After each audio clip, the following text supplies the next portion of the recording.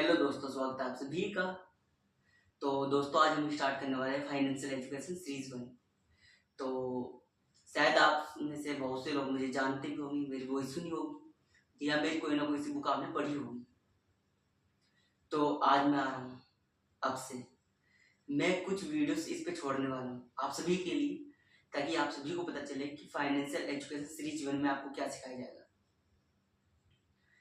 तो दोस्तों, financial education series 1 का जो पहला टॉपिक है हमारा, जिसका नाम है करेंसी।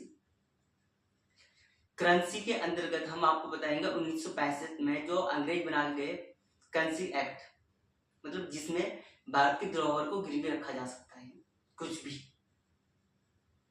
और उसका फायदा किस तरीके से उठाया ब्रिटेन ने, और वही उसके ऊपर पाबंदी लगाने वाला अमेरिका, जो किसी भी को भी दिक्कत आने पे आपत्ति लगा सकता हो, उसने कैसे फायदा उठाया हमारा। तो उसने जैसे ब्रिटेन पे आपत्ति लगाई कि आप ये क्या कर रहे हो, तो ब्रिटेन ने समझौता किया उसके साथ कि आपकी हम करेंसी चलाएंगे जिसको बोलते हैं डॉलर।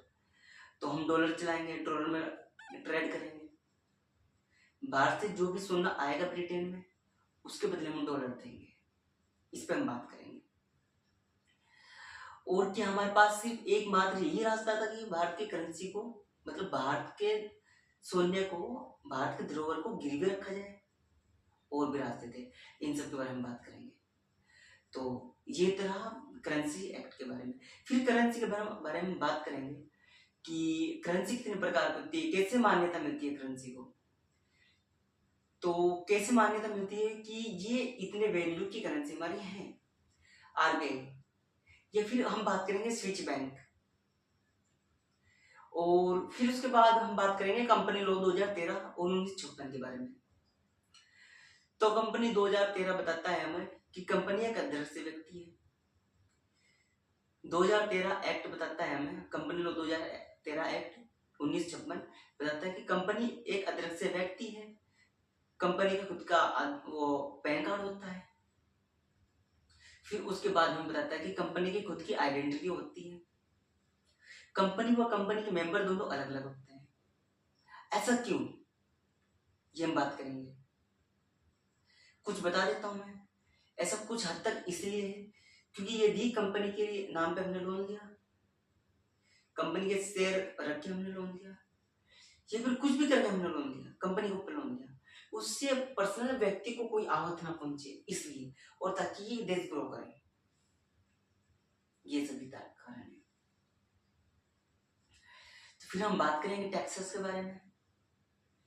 जैसे कि वर्तमान में अभी भारत का जो लगभग 10% के आसपास पैसा है, शायद आंकड़ा ऊपर नीचे हो सकता है, जो 10% के आसपास का आंकड़ा है हमारे जो टोटल उसका इनकम का भारत की, तो उसका हम रियल एस्टेट में लगाने वाले हैं, जिससे कि काफी तेजी से आपको बढ़ोतरी दिखती होगी, रेता, बजरी, सीमेंट और भी अन्य चीजों में, या बिजली फिटिंग के सामान में, इलेक्ट्रिकल, ये जितनी भी चीजें, इन सभी आपको बढ़ोतरी मिली होगी। और वही आपको दिखता होगा कि कुछ चीजें सस्ती हो सकती है, कुछ तो वही चीजें सस्ती हो जाएगी जिसमें पिछली बार हमने पैसा लगाया था, और कुछ चीजें बहुत सस्ती होने वाली है, जैसे खाद्य पदार्थ या बिजली हमारे लिए सस्ती हो सकती है। पेट्रोल हमारे लिए कुछ समय के लिए महंगा है और काफी दिनों तक नहीं रहेगा। और जो डॉलर की बात है, डॉलर अभी स्थायी है, वो नहीं बदलने वाला। जबकि हमें दिखाई दे रहा है कि डॉलर की वैल्यू धीरे टाइम ऑफ टाइम धीरे गिरती जा रही है, गिरने वाली है, फिर भी डॉलर की जो वैल्यू है स्थायी क्यों है। आप सब ये भी समझते होंगे कि अलग अलग देशों में लड़ाई हो रही है, तो वहां से डॉलर को काफी फायदा हो रहा है। तो हम बताएंगे कंपनी लॉ 2013 के बारे में, फिर उसके बाद टाइप्स ऑफ कंपनी, फिर बिजनेस मॉडल के बारे में बताएंगे। जैसे टाइप्स ऑफ कंपनी में आगे आ गई है कॉर्पोरेट कंपनी, एसोसिएट कंपनी, और public limited company, private limited company. जैसे प्राइवेट लिमिटेड कंपनी रजिस्टर्ड होती है हमारी, उसमें जैसे पब्लिक लिमिटेड रजिस्टर्ड होती है हमारी एनएससी और बीएससी में। और रजिस्टर्ड ऑफ कंपनी में रजिस्टर्ड होती है प्राइवेट लिमिटेड कंपनी। अब फिर उसके बारे में बात करेंगे हम कि प्राइवेट लिमिटेड कंपनी को पब्लिक लिमिटेड कैसे बनाए, और यदि पब्लिक लिमिटेड कंपनी को बड़ी काफी हेवी कंपनी को वापस प्राइवेट लिमिटेड कैसे बनाया है, या कॉर्पोरेट कंपनी या एसोसिएट कंपनी।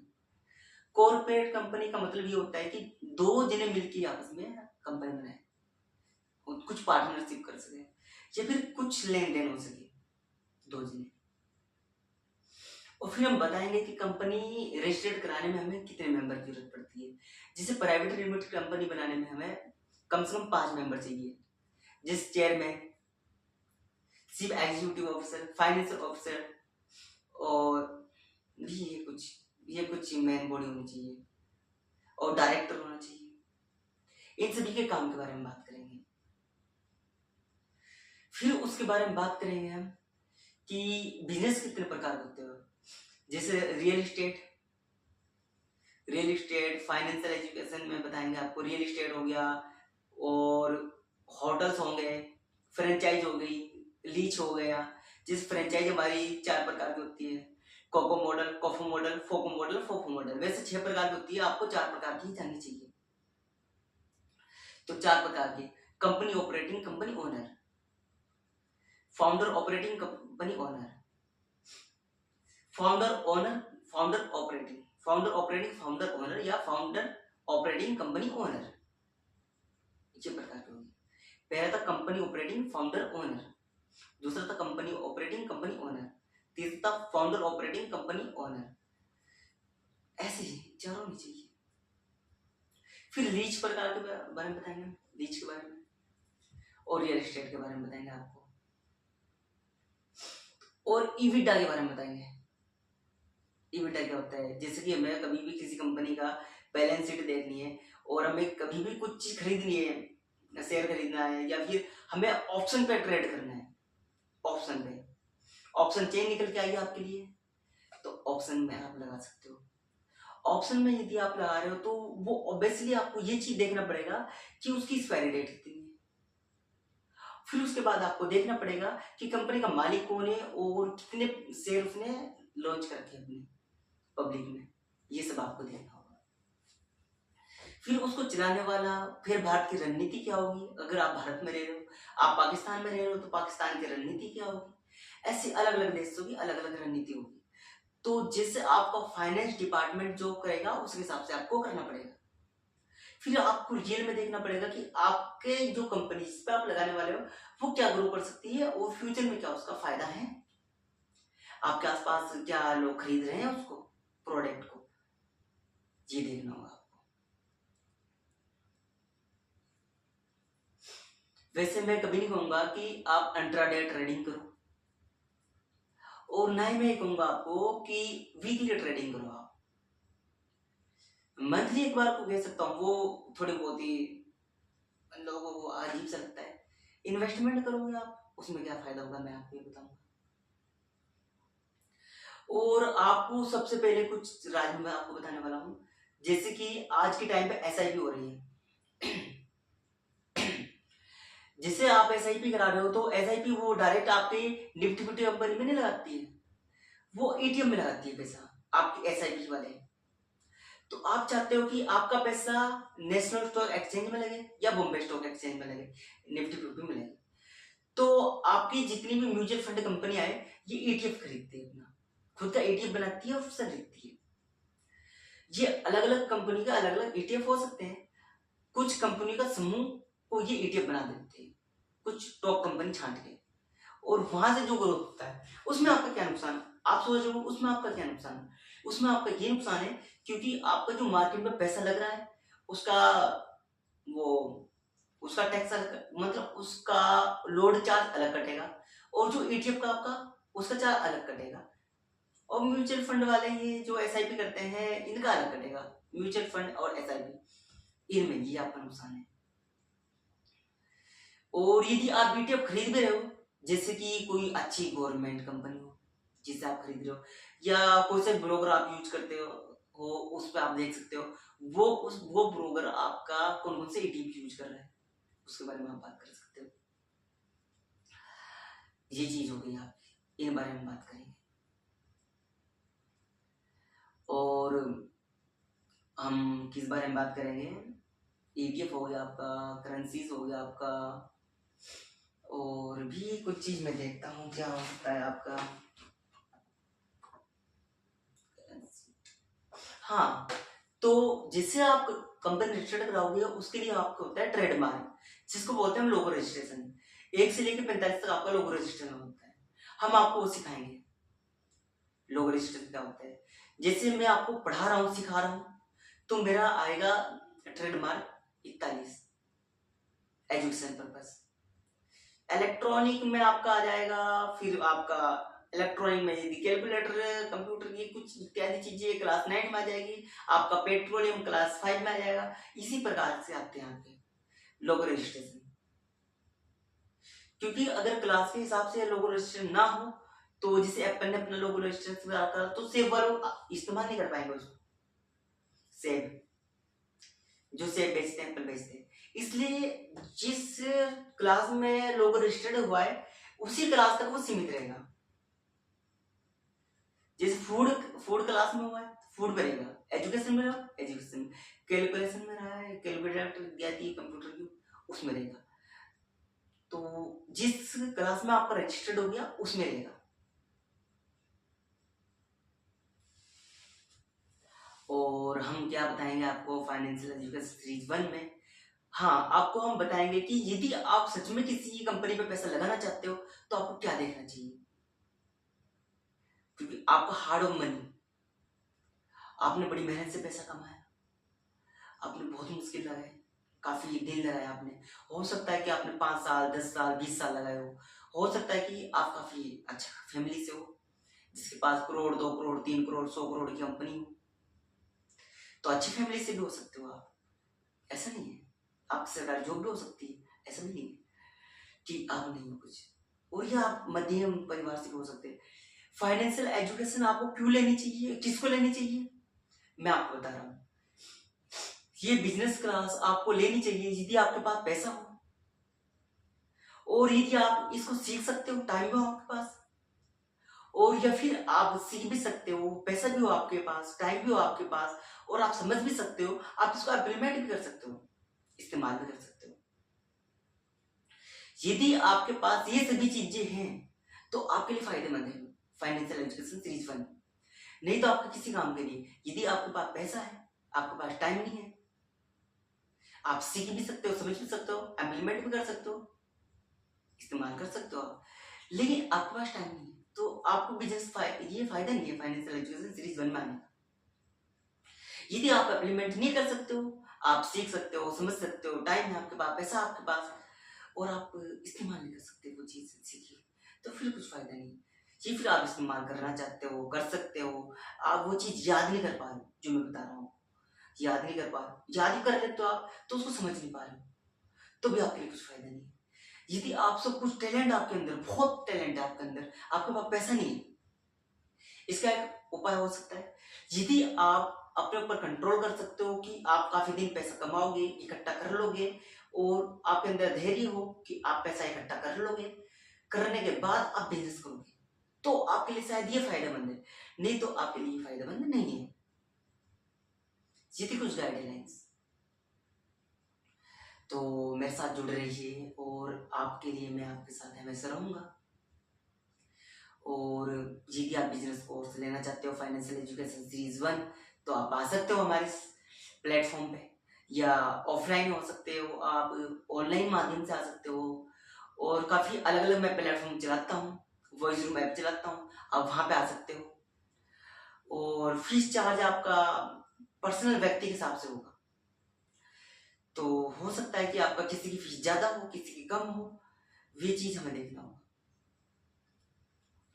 तो जिस प्रकार से आपकी हेल्प होगी मैं करूँगा। तो और आप सभी मेरे साथ जुड़ रहे हैं। अब हम किस बारे में बात करें, हाँ, तो मैं अब आपको बताने वाला हूँ कि यदि हमें किसी भी कंपनी पे पैसा लगाना है अपना, तो हमें क्या देखना चाहिए। सबसे पहले हमें मालिक देखना चाहिए, उसका कंपनी का ओनर कौन है, फाउंडर कौन है। हमें फाउंडर देखना चाहिए जिसने उसको खोल ली कंपनी को, उसका मेन पर्पज क्या था कंपनी खोलने का, उस पर्पज को लेके ये कंपनी चल रही है या नहीं चल रही। पहली चीज, यदि आपको ये गलत दिखाई दे कि वो उस पर्पज को लेके नहीं चल रही है तो आपको ड्रॉप कर देना चाहिए, भले उसमें आपको प्रॉफिट दिख रहा हो। दूसरी चीज, उसके बोर्ड ऑफ डायरेक्टर कौन है, बोर्ड ऑफ मेंबर कौन है। बोर्ड ऑफ मेंबर में उनका बैकग्राउंड देखना होगा आपको। बैकग्राउंड से मेरा मतलब ये कि वो अपना मेन उद्देश्य क्या है, उनकी सोच क्या है, समझ क्या है, ये सब देखना पड़ेगा। आपको चेयरमैन के बारे में देखना पड़ेगा, चेयरमैन किसी के साथ लड़ तो नहीं रहा, या चेयरमैन का किसी के साथ कोई रफड़ा तो नहीं है, या जो हमारी कंपनी प्रोडक्ट बना रही है चेयरमैन को पसंद है या नहीं है। आपको ये चीज सबसे पहले देखना होगा। वैसे सारा कंट्रोल चेयरमैन के हाथ में होता है। फिर डिसीजन मेकर हमें देखना पड़ेगा सीईओ, चीफ एग्जीक्यूटिव ऑफिसर। तो हमें देखना पड़ेगा क्या वो कैलकुलेटर सोच समझ टाइम पे ले पाता है, नहीं ले पाता है, क्या वो अपनी चीज को सामने वाले को प्रेजेंट कर पाता है, नहीं कर पाता है, हमें देखना पड़ेगा।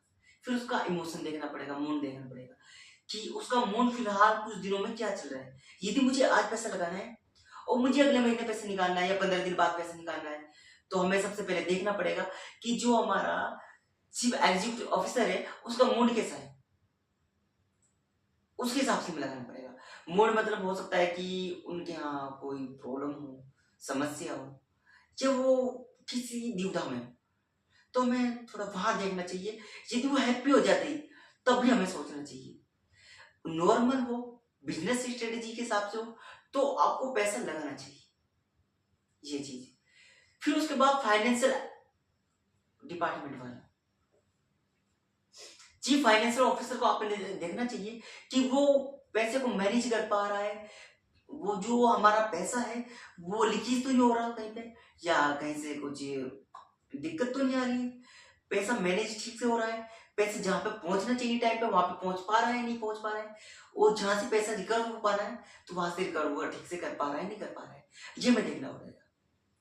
यदि किसी कंपनी का पैसा किसी क्षेत्र में 3 महीने 4 महीने से ज्यादा रुका हुआ फंसा हुआ है और ज्यादा पैसा फंसा हुआ है, और जो हमारा चीफ फाइनेंस ऑफिसर है वो टाइम पे निर्णय नहीं ले पा रहा है, या उन्हें टाइम पे नोटिस नहीं भेज पा रहा है, वो पैसा रिकवर नहीं कर पा रहा है, तो आपको वहां सोचना चाहिए।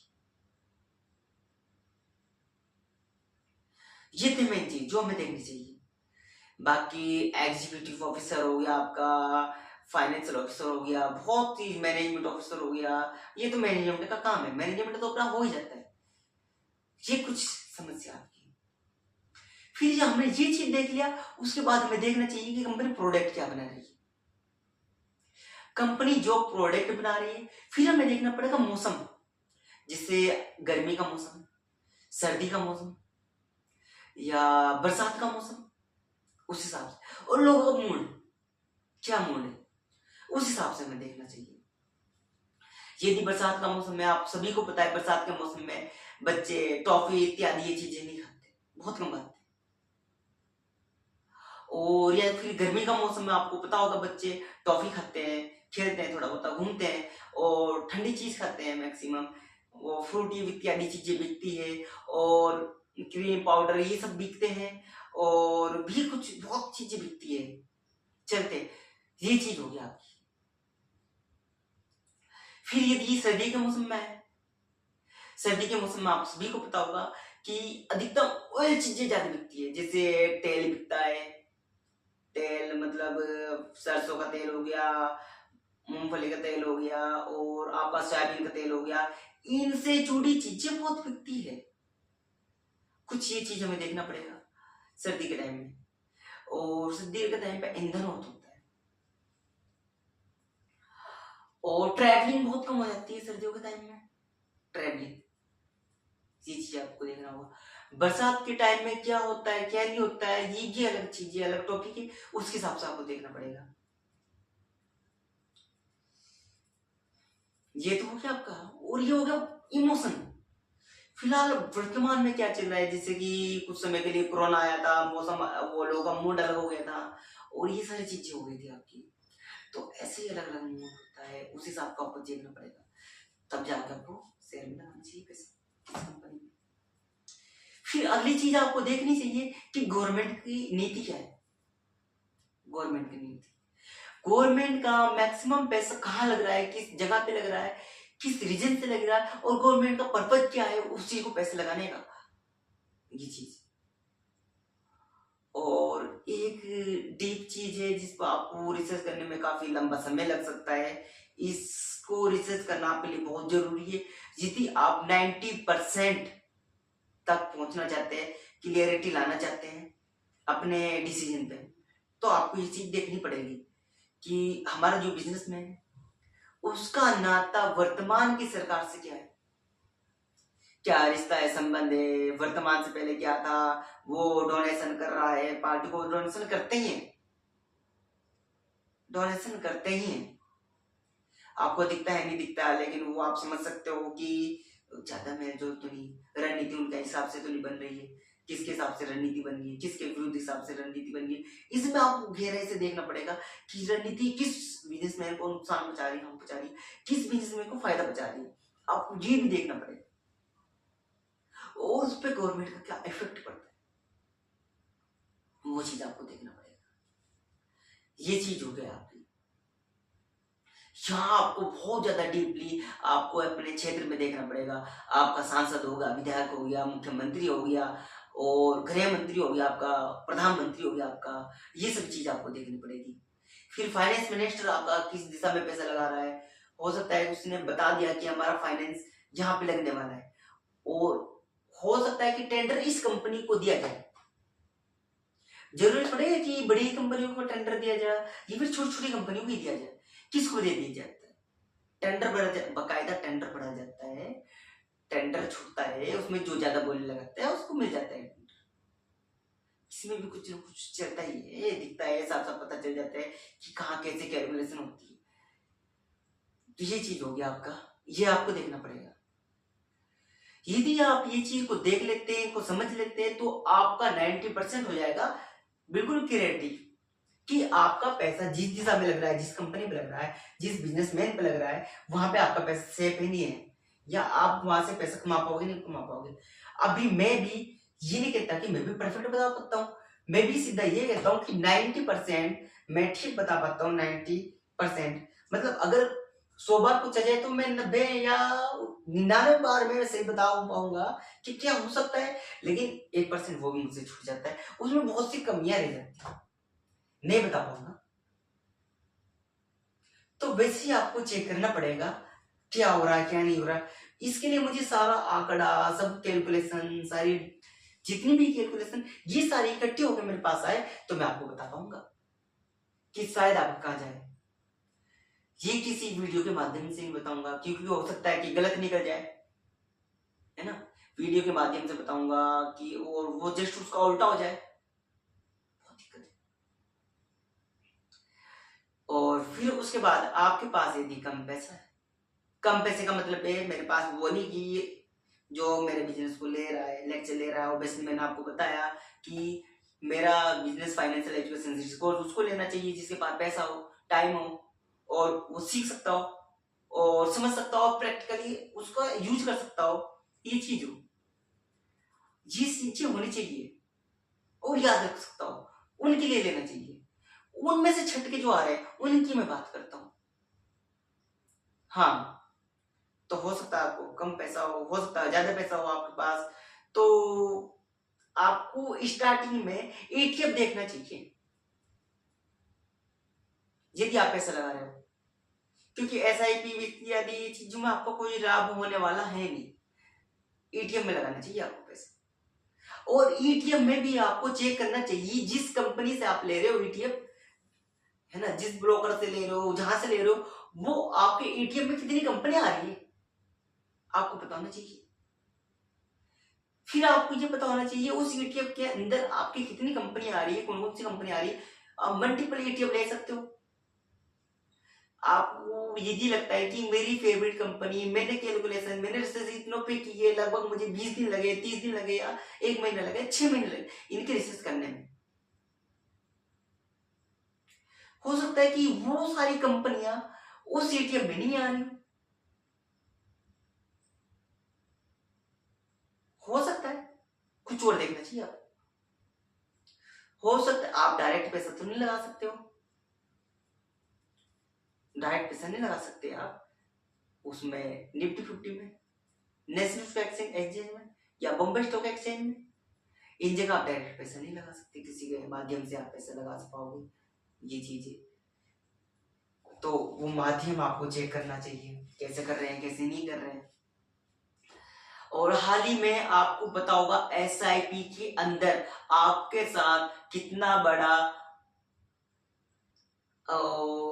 अनक्लियरिटी आपके सामने है कि आपको बताया नहीं गया कि आपका पैसा कहाँ पे लग रहा है कहाँ पे नहीं लग रहा है। आपको वैसे बता दिया जाता है ये चीज यहाँ पे लग रहा है, उसके बाद भी आपका कई बार पैसा गलत जगह लगता है, आपका एटीएम पे लग जाता है। आपको बताते हैं कि हमारा national stock exchange Bombay stock exchange में आपका निफ्टी फिफ्टी में पैसा लगा रहे हो, बहुत ही निफ्टी फिफ्टी में पैसा लगा रहे हैं आपका, फिर भी उसके बावजूद भी आपका पैसा एटीएम में लगा दिया जाता है, जिससे लोड चार्ज आपको पड़ता है, उससे आपको दिक्कत होती है। दिक्कत आपको है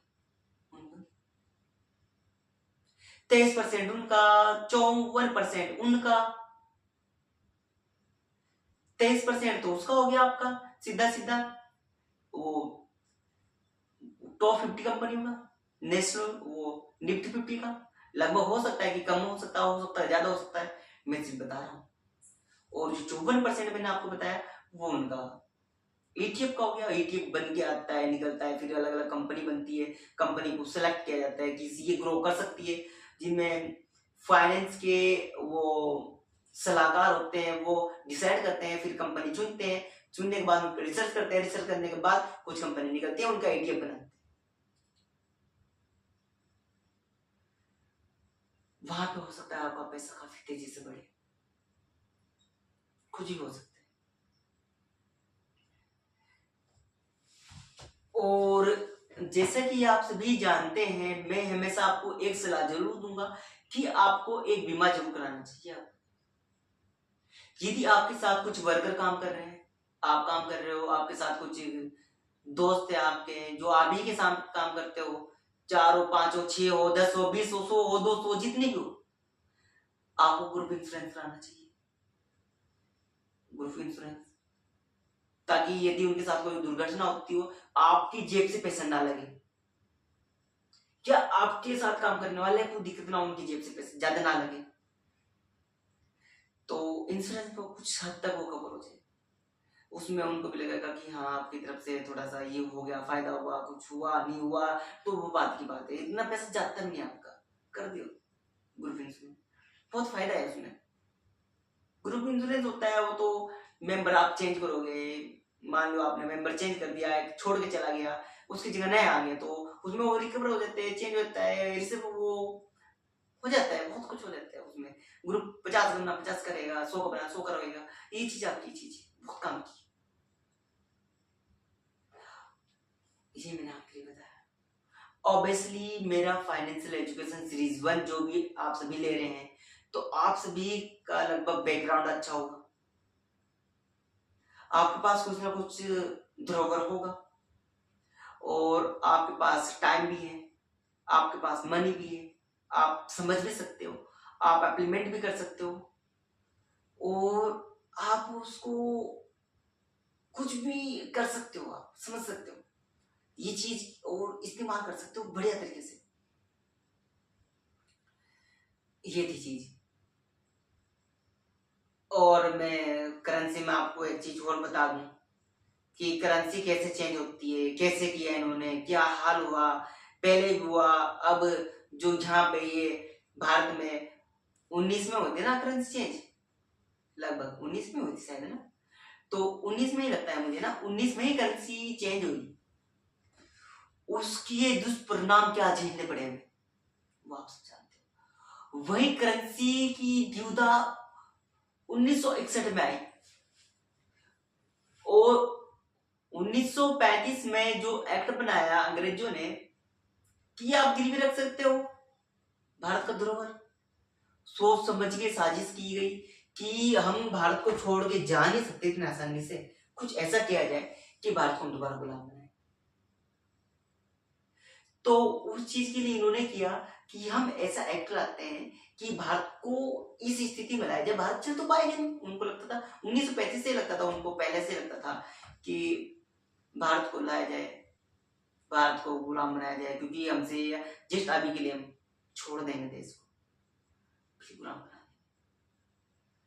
उन्होंने सोचा कि भारत ये चल नहीं पाएगा, इनसे संभलेगा नहीं, और जब इनसे संभलेगा नहीं, कर्जा होगा, चला नहीं पाएंगे, तो हम इनको कर्जा देंगे, कर्जा हम देंगे।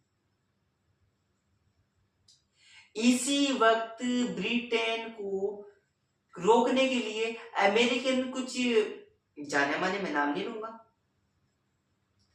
जाने माने भ्रष्ट अधिकार, वो जाने माने वरिष्ठ अधिकारी ने कहा कि आप जो ये कर रहे हो हम इसके खिलाफ हैं। फिर भी उसके बावजूद भी ये चलता रहा। फिर 1935 आते आते ये एक्ट पारित हो गया।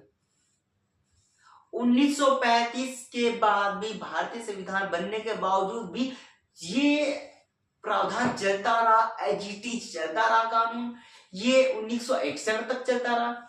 भारत में जब तंगी आई, भारत के पास पैसा नहीं बचा, भारत दिवालिया होने वाला था, तब तक ये चलता रहा एक्ट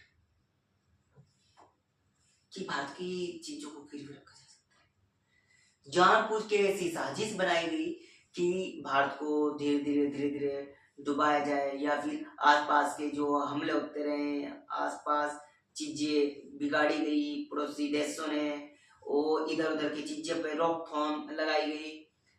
वो शुक्र है हमारा रूस का, जिसने हमारा साथ दिया उस टाइम पे।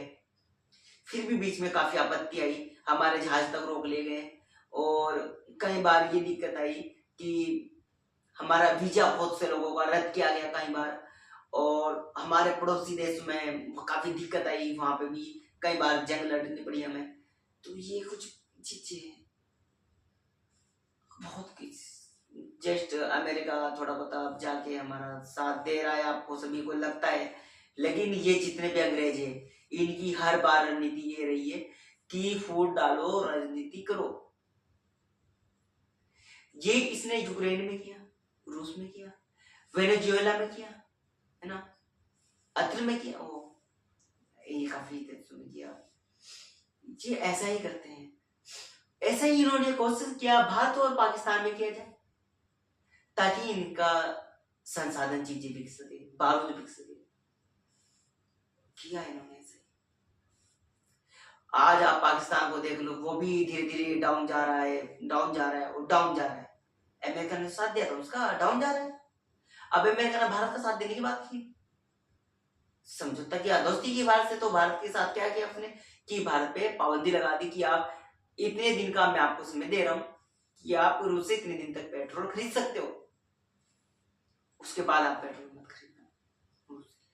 आप समझो कि ये अमेरिका कौन है, डोनाल्ड ट्रंप कौन है हमें रोकने वाला या हमें बोलने वाला कि आप क्यों करते हो ये चीज, आप मत करो, आपको जहाँ पे पैसा नहीं लगाना चाहिए, आपको ये चीज इससे नहीं खरीदनी चाहिए, आप ये चीज मुझसे खरीदो या इससे खरीदो या उससे खरीदो। क्यों भाई, पैसे मेरे, साधन मेरा, जरूरत मेरी, दोस्त मेरा, तुम्हें क्या प्रॉब्लम, क्या प्रॉब्लम। ये चीज इन सभी रणनीति के हिसाब से मैं आपको बताऊंगा। और भारत के जो पार्लियामेंट के अंदर जो बातचीत हुई, उनको ऐसे भ्रमित किया गया, कुछ है जिन पे लगता है, कुछ को तो प्रमोशन तक मिल गया, कुछ को प्रमोशन मिला जो पार्लियामेंट के अंदर बैठे हुए थे, जिन्होंने भारत के सोने को ब्रिटेन को देने की बात कही और इस पे आवाज उठाई कि ज्यादा दबाव दिया कि नहीं चलना चाहिए, हमें यही ऑप्शन है हमारे पास, तो तब जाकर आपको करना चाहिए। और भी रास्ते थे हमारे पास, उन रास्तों के बारे में हम बात करेंगे, फिर कभी बात करेंगे, बहुत लंबा टॉपिक है। तो वैसे तो आपके पास भी समय हो सकता है, शायद मेरी बात सुन रहे हो तो मैं बता भी दूंगा अगर टाइम मिला तो। उन्होंने कहा, उन्हें प्रमोशन तक मिला ब्रिटेन में, जिसने यहाँ तक के समझौता किया कि भारत का सोना ब्रिटेन माना चाहिए, और ब्रिटेन के वक्त 1935 में भी अमेरिका ने ब्रिटेन को रोकने की कोशिश की, और अमेरिका ने तब भी रोकने की कोशिश की कि ब्रिटेन जो कर रहा है ये अनएथिकल है, ये गलत है, ये होना नहीं चाहिए। और उसके बाद भी अमेरिका ने इस पे आपत्ति लगाई कि आप ये जो करना चाह रहे हो, ये हम समझते हैं कि भारत को जानबूझ के आपने गिराने की कोशिश की, और फिर उसके बाद आप फिर इसको पूरा इसकी धरोहर आप अपने पास रखना चाहते हो, आप इसका सोना खुद लेना चाहते हो। तब ब्रिटेन की और अमेरिका की पता नहीं क्या साठगांठ हुई कि ब्रिटेन ने कहा हम अपने पैसे अमेरिकन डॉलर में ट्रेड करेंगे। अब आप कहोगे, सोचोगे क्या डॉलर तो ऑब्वियसली चलना ही था, चलता ही, और क्या ये चीज होना ही था, क्या वो रुपए में ट्रांजेक्शन कर नहीं सकते, क्योंकि सोना तो हमारा जा रहा था, सोना था वो तो हमारा था ना, हमारा सोना गया था सीधा, तो हमारे पैसों में करेंसी होने ना ट्रेड होना चाहिए था, रुपए में ट्रेड होना चाहिए था। आप सोचो ना कि रुपए में ट्रेड होता, कितना फायदा होता, क्या नहीं होता। वैसे तो सोना गिरवी रखना भी अच्छी बात नहीं है, अपने देश का सोना आप दूसरे देश को रख रहे हो, गिरवी रख रहे हो, अपने घर की संपत्ति की चीजें, अपना पैसा आप दूसरे घर में जाकर रख रहे हो, अच्छी बात नहीं है, धरोहर अपनी वहां रखना। तब भी जो भी साठगांठ हुई इनकी, फिर ये आया निर्णय कि हम जो ट्रेड करेंगे डॉलर हम करेंगे, आप अपना सोना दो, हम ट्रेड करेंगे। कितना था, जितना भी टन था, मैं आंकड़ा भी नहीं बताऊंगा क्योंकि मुझे लगभग पता है कि हो सकता है कुछ गड़बड़ हो, तो इसलिए 47 टन था ना शायद, तो ये चीज, तो उनको धीरे धीरे बहुत पद, अच्छे बड़े बड़े पद मिले भारत में। भारत के जो जिन्होंने जोर दिया कि भारत को गिरवी रखना चाहिए सोना, जब भारत की स्थिति खराब हुई तब लाए मनमोहन सिंह को, ताकि अगर कोई दिक्कत आए तो मनमोहन सिंह पर पड़े, या देश में कोई दिक्कत आए, सोना गिरवी हो या छुड़ा ना पाए हम, तो दिक्कत किस पे आनी चाहिए, मनमोहन सिंह पे आनी चाहिए। इसलिए उन्होंने आगे कर दिया मनमोहन सिंह को। शुक्रिया मनमोहन सिंह का कि भी उन्होंने भी कोशिश की भारत को वापस रिकॉर्ड करने की, क्योंकि उन्होंने तब मनमोहन सिंह को लाया जब कोई ऑप्शन ही नहीं था कि आप क्या कर सकते हो, कुछ नहीं कर सकते हो आप, आपको सोने को गिरवी रखना ही रखना, यही लास्ट ऑप्शन था, क्योंकि पार्लियामेंट में ये बात हो रही थी कि सोने को गिरवी रखना ही चाहिए, रखना ही चाहिए और रखना ही चाहिए। तब मनमोहन सिंह ने कहा कि हाँ रखना चाहिए। फिर मनमोहन सिंह ने भी थोड़ा जोर दिया कि चलो हमारे पास ऑप्शन कोई है नहीं, अब टाइम भी कम बचा, यदि हमने ये फैसला नहीं लिया तो अब तो गया हमारे पास, लंबा समय लगता।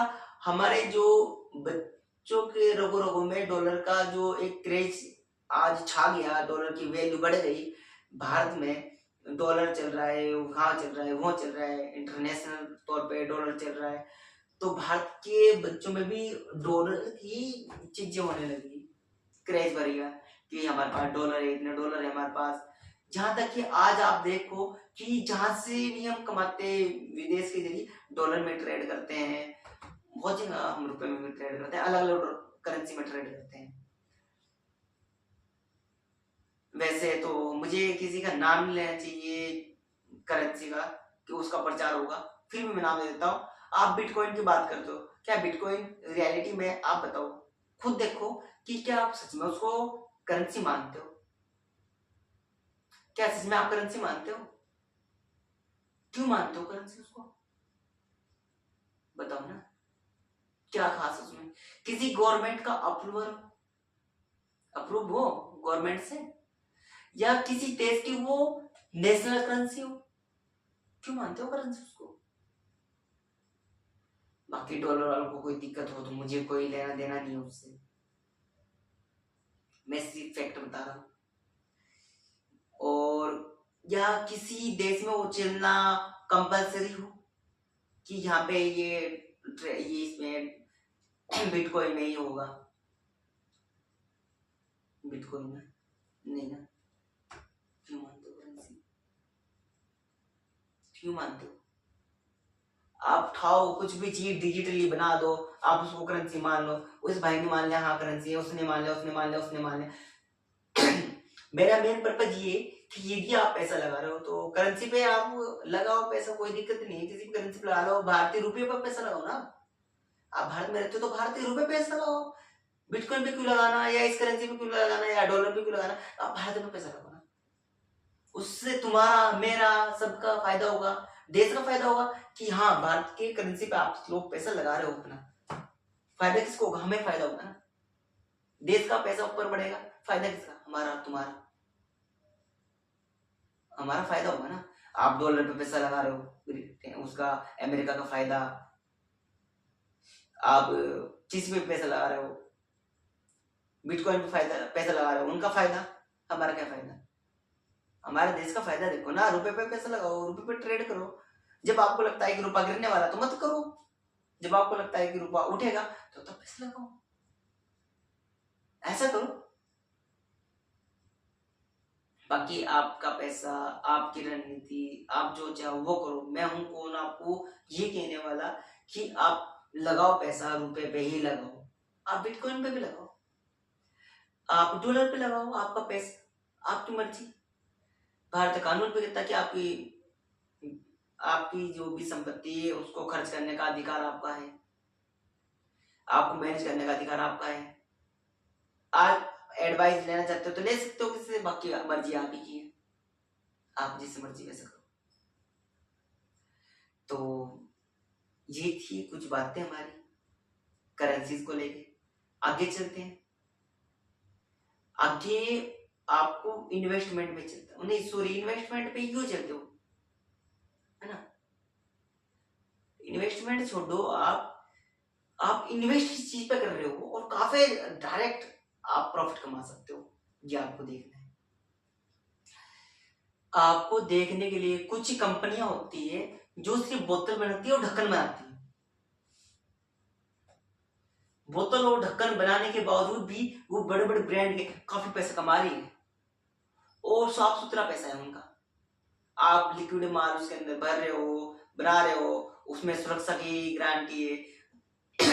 उसमें आपको देखना पड़ता है कि इसमें जो भी चीजें गिरनी हो सही मात्रा में है नहीं है, या वो एक्सपायर ना होगी हो, और या फिर आपको ये देखना पड़ता है उसमें कि आपकी चीजें कस्टमर तक पहुंच पा रही नहीं पहुंच पा रही टाइम पे, ये भी आपको देखना पड़ता है। बहुत दिक्कत है उसमें, है ना?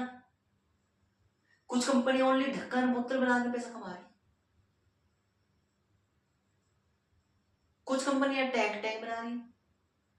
टैंक मतलब पानी के टैंक, वो वाले टैंक नहीं, तो वो तो फिर बहुत बड़ी चीज है, वो तो गवर्नमेंट के अंदर आती है, तो ये चीज नहीं बता रहा।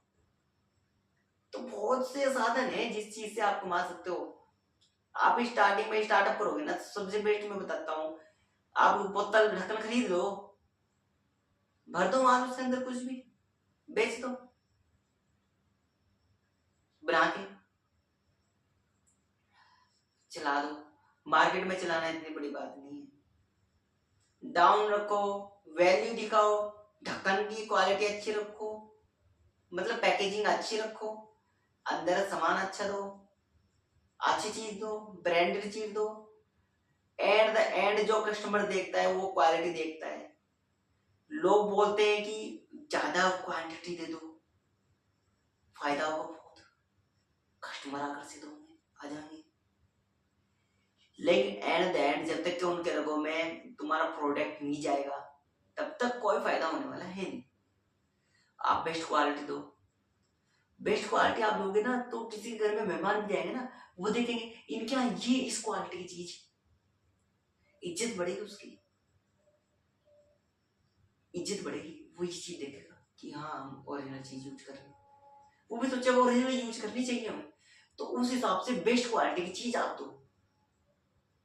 प्राइस बढ़ा दो, कोई दिक्कत नहीं है, प्राइस बढ़ा दो, कोई दिक्कत नहीं है उसमें। कस्टमर को, कस्टमर 2 रुपए की चीज 3 रुपए में खरीद लेगा, बस क्वालिटी होनी चाहिए, अच्छा होना चाहिए, बेस्ट होना चाहिए, खरीद लेता है कस्टमर। कस्टमर की जरूरत भी पूरी होनी चाहिए, ऐसा नहीं कि आप क्वालिटी अच्छी बना रहे हो, बेस्ट पैकेजिंग कर रहे हो, रिटेलर को ज्यादा फायदा हो ना हो,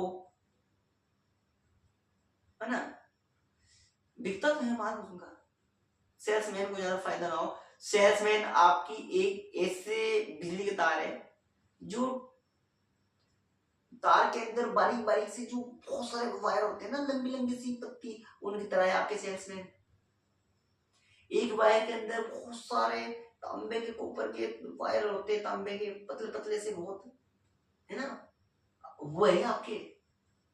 इतने सारे सेल्समैन को मिला के आपका एक प्रोजेक्ट तैयार होता है, एक पाइपलाइन बिजती है।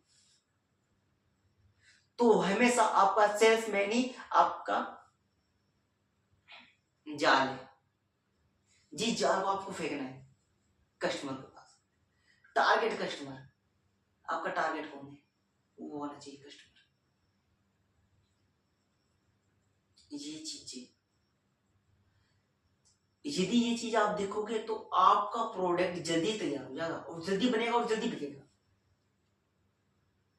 अब जल्दी कैसे तैयार होगा, जल्दी कैसे बनेगा, क्योंकि आपके पास नीड होगी, आपका सामान बिक रहा होगा, कस्टमर को पसंद आ रहा हो, वो डिमांड करेगा। कई बार कस्टमर को आपको कुछ ज्यादा ही बेस्ट लगने लगा, अच्छी चीज लगने लगी, तो जब कस्टमर लगेगा ना तो वो सोचेगा कि आपकी कंपनी अगर डाउन भी जा रही है, वो सोचेगा यार थोड़ा सा मैं पैसा लगा दे, मुझे तो मस्त लगी ये चीज, थोड़ा मैं पैसा लगा। तो कस्टमर यदि कुछ अच्छा मिला जो लगा सकता हो, प्रोडक्ट यूज करता हो आपका, वो सच में देख कर हाँ थोड़ा बहुत मुझे पैसा लगाने का मौका मिल जाए, ठीक है मैं भी चला, मैं मुझे भी फायदा हो जाए, वो कस्टमर तक आपका पैसा लगाने तैयार है। बहुत से रास्ते हैं आपके पास, यदि प्रोडक्ट आपका अच्छा है ना तो आपके दोस्त, आपके मित्र, यहाँ तक कि दूसरा साइड का बिजनेसमैन भी आपके बिजनेस में इंटरेस्ट दिखाएगा, पैसा लगाएगा। तो इसलिए ये चीज रखना चाहिए आपका, और जल्दी प्रोडक्ट बनना चाहिए।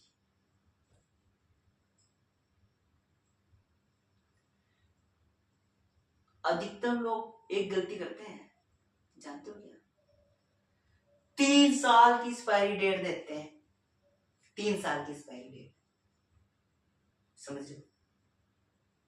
3 साल की एक्सपायरी डेट कौन देता है भाई, क्यों देते हो भाई, बाकी नहीं मैं उन कंपनी को फिर वो कभी बुरा मान जाए तो कोई दिक्कत नहीं, आप देना चाहते हो 3 साल के दो, 10 साल के दो, मुझे क्या दिक्कत।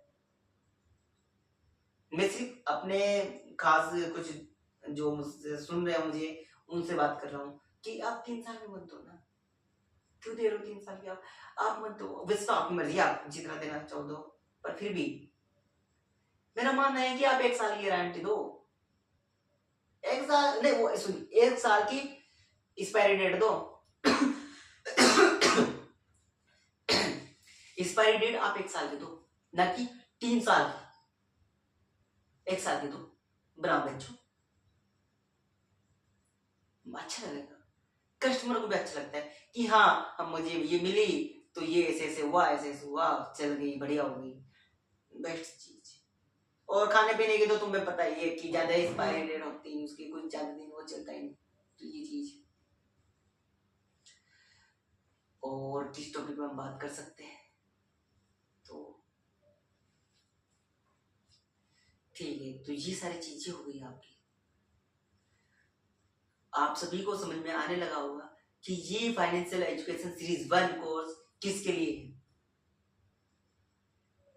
ये कोर्स कुछ ही लोगों के लिए, पेड कोर्स होगा, फीस होगी थोड़ी, और फीस तो मैंने आपको बताया कि आपके पर्सनल व्यक्ति के ऊपर है, आपके कुछ सवाल जवाब इत्यादि चीजें, इतनी काफी चीजें आएगी, उन सब के ऊपर डिपेंड करेगा आपका कि आपकी फीस कितनी होगी, और आपको फीस कैसे देनी है, कैसे नहीं देनी है। आपको जो फीस आप दोगे, मुझे मंथली फीस दोगे आप, या वीकली फीस दोगे, या डे बाई डे फीस दोगे, आपके ऊपर है कि आप कैसे फीस देना चाहते हो। स्टार्टिंग में मैं चाहता हूं कि स्टार्टिंग में जो जुड़ना चाहते हैं मेरे साथ, नॉर्मल फैमिली बैकग्राउंड, ज्यादा अच्छा बैकग्राउंड भी ना हो, ज्यादा पैसा भी कोई दिक्कत ना हो, नॉर्मल फैमिली भी जुड़ सकती है। कुछ समय तक तो मैं ऐसा बताऊंगा कि आम से आम मध्यम व्यक्ति को भी मेरी चीजों से कुछ फायदा हो जाए। इस प्रकार की कुछ आपको समझाऊंगा, वीडियो बनाऊंगा, वीडियो अपलोड करूंगा। तो ये चीज है, फायदा आप लोगों का नहीं है ज्यादा, मध्यम परिवार वालों को आपका कुछ ज्यादा फायदा नहीं है सीख के, लेकिन हाँ कुछ हद तक मैं कुछ लंबा कोर्स तुम्हारे लिए लेके चलूंगा मैं काफी दिनों तक।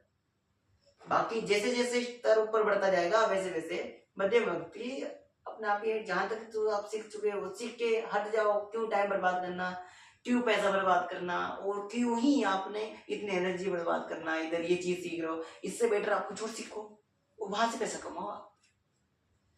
तो ये चीज मैं आपके लिए वीडियो बनाऊंगा कुछ समय के लिए, और आपको ये कुछ चीजें मैं सिखाऊंगा।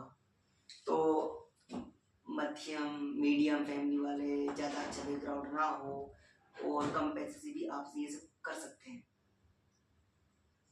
ऐसी वीडियोस बनेगी और ऐसा मैं आपको सिखाऊंगा कुछ समय के लिए, लेकिन आपको सिखाऊंगा जरूर।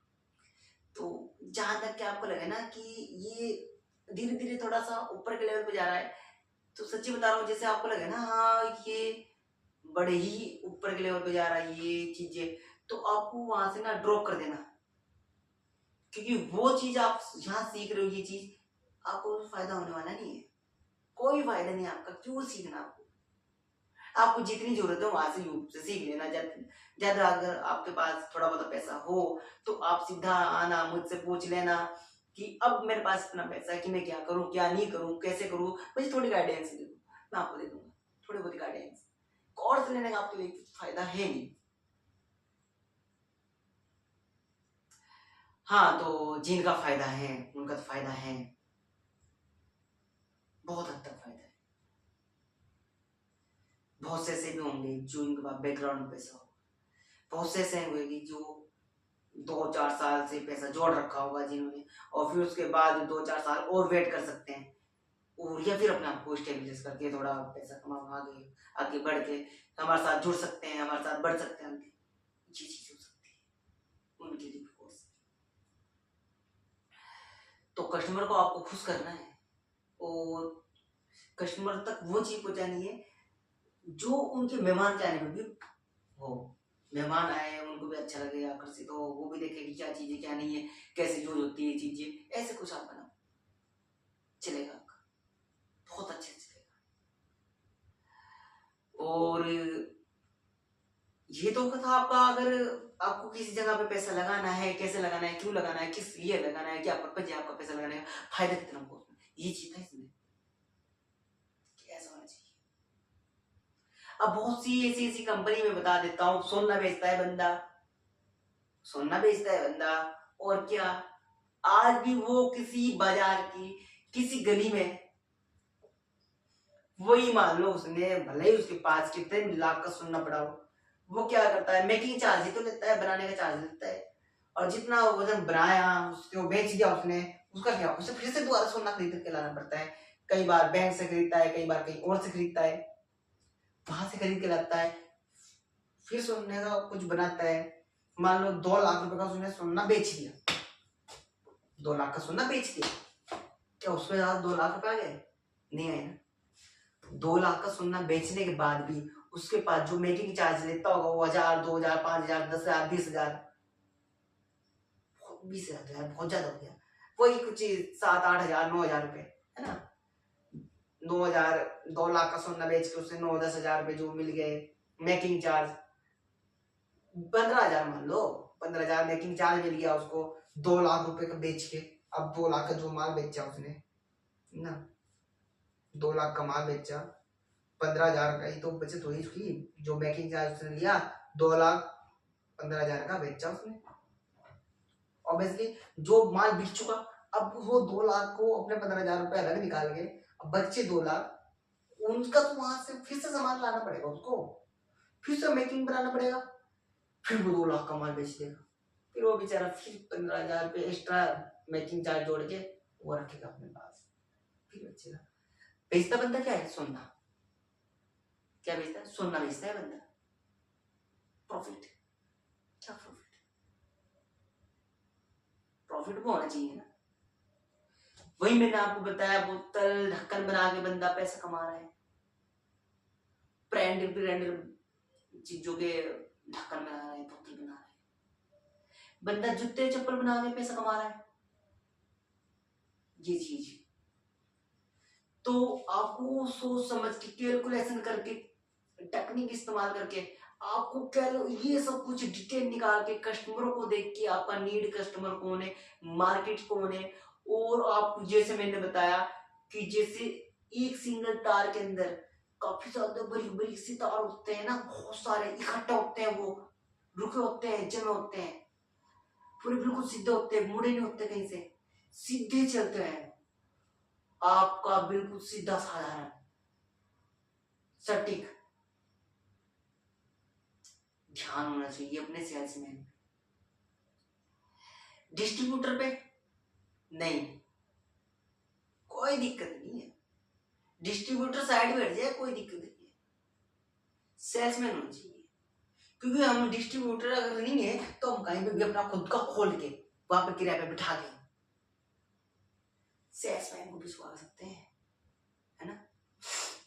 अभी आप ये देखो, डिस्ट्रीब्यूटर है हमारे पास, थोक की दुकान वाला है, वो है डिस्ट्रीब्यूटर हमारे पास है, वो सेल्समैन है नहीं, तो क्या होगा, कुछ भी नहीं होगा, नहीं होगा, है ना, नहीं होगा।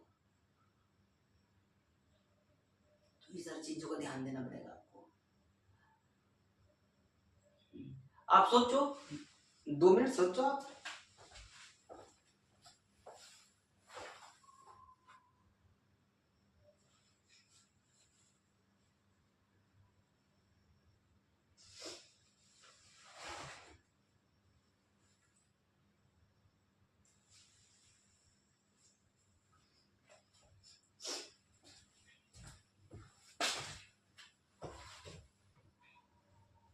तो ये चीज थी, अब से रोज आपके लिए ये चीजें मैं आपको भेजूंगा कि मैं सिखाने क्या वाला।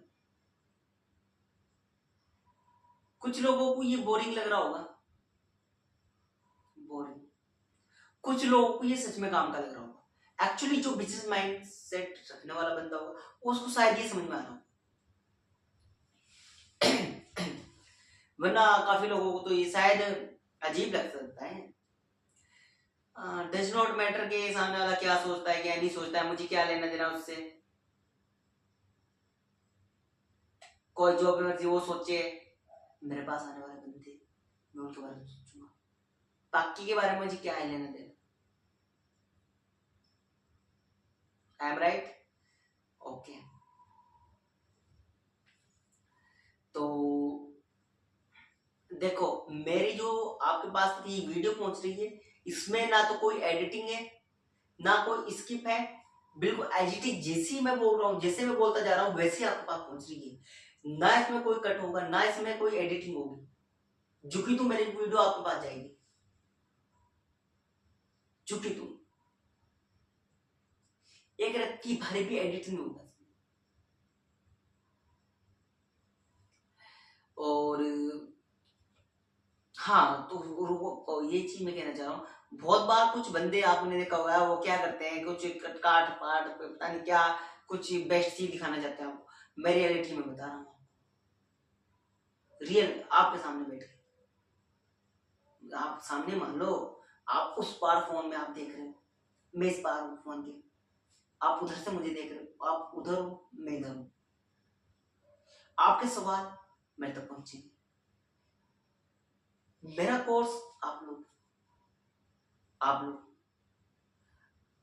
आप लोग मेरा कोर्स लोगे तो मेरी जिम्मेदारी है कि मैं आपको सिखाऊं, सारी चीजें बताऊं, जो चीज दोस्तों वो सब बताऊं।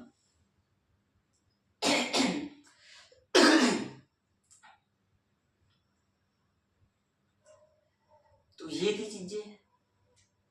अब बात करते हैं, हाँ लोन की बात करते हैं, लोन लोन लोन की बात करेंगे, कर्जे की, EMI की।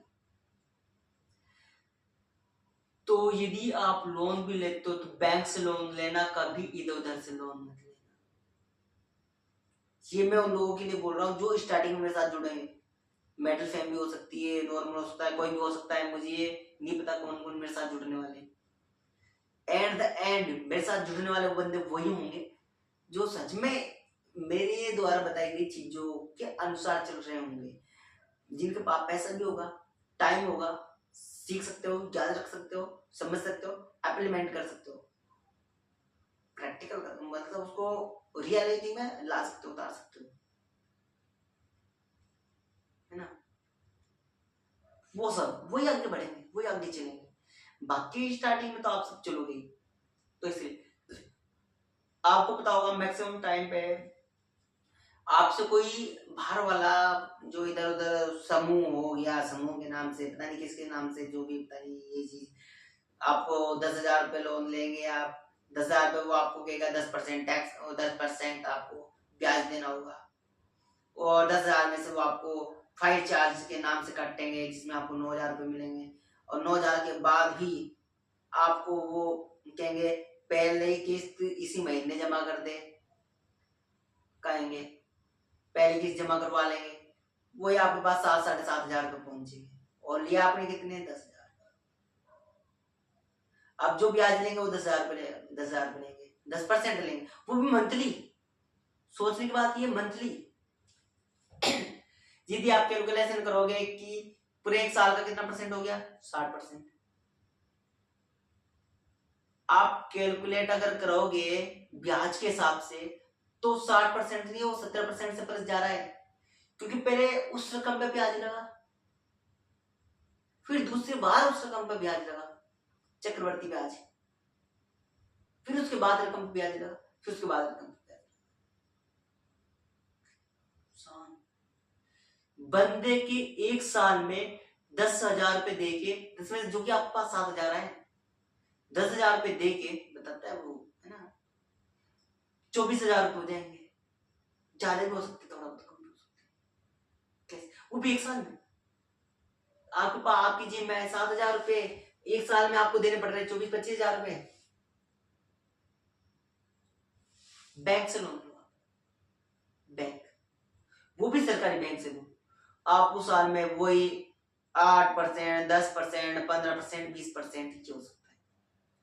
लोन में भी आपका होगा business loan, bike loan, car loan, home loan.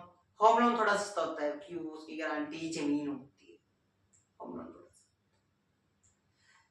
Bike loan थोड़ा महंगा होता है। पर्सनल लोन, वो बाइक लोन शायद थोड़ा सस्ता हो सकता है। बाइक लोन हो गया ना, वो पर्सनल लोन थोड़ा महंगा होता है। तो ये चीज है। वैसे तो मेरे ख्याल से ना आपको मैक्सिमम टाइम पे कंपनी खोलने के लिए कंपनी लोन लेना चाहिए। जिस तरीके से मैंने आपको बताया था, कंपनी के नाम से लिया गया लोन आपकी जेब निकालनी पड़ेगा। आपकी कंपनी अगर आपकी नहीं चल पाई तो आपकी कंपनी को पैसा वसूल करना पड़ेगा, कंपनी जब्त होगी न कि आप, कंपनी दिवालिया होगी न कि आप। एक कंपनी को दिवालिया घोषित करने के बाद आप नया बिजनेस खोलना चाहते हो, नया बिजनेस खोल सकते हो, आप उसके ऊपर भी लोन ले सकते हो, क्योंकि उस कंपनी के ऊपर आप लोन ले सकते हो। यदि वो भी नहीं चली, आपने मान लो 10 लाख 15 लाख रुपए लगाए, वो चली नहीं, आपने 10-15 लाख रुपए तो आपने लगाए, लगभग 3 लाख आपने लोन ले लिया, 3 लाख 4 लाख का ले लिया, मान लो 4 लाख का आपने लोन ले लिया, और 10 लाख आपने लगाए थे, 5 लाख का ले लिया आपने लोन, 10 लाख आपने लगाए थे, 15 लाख हो गए टोटल, आपका 15 लाख रुपए लगा हुआ। आप अब जब आपकी कुछ चीज चली नहीं, बिजनेस नहीं चल पाया, वो पैसा डाउन होने लगा, तो आप उसमें से उसको लो कोर्स दिखा के इधर उधर का चीजें निकाल के, इधर उधर से चीजें दे के, अपने वर्करों की तनख्वाह दे के, आप वर्कर के ऊपर वहां पे जो बिजनेस लोन मिलता है वो आपको कई बार इसलिए लोन मिल जाता है क्योंकि आपके जो कर्मचारी है, आपकी कंपनी में 200 मेंबर काम कर रहे हैं, 500 मेंबर काम कर रहे हैं, 1000 मेंबर काम कर रहे हैं, उनकी ऊपर आपको लोन मिल सकता है कुछ स्थिति में, कि उनका भी लेना है और कंपनी आगे ग्रो कर सकती है। नहीं तो दिवालिया घोषित करने में आपको कोई दिक्कत नहीं होगी।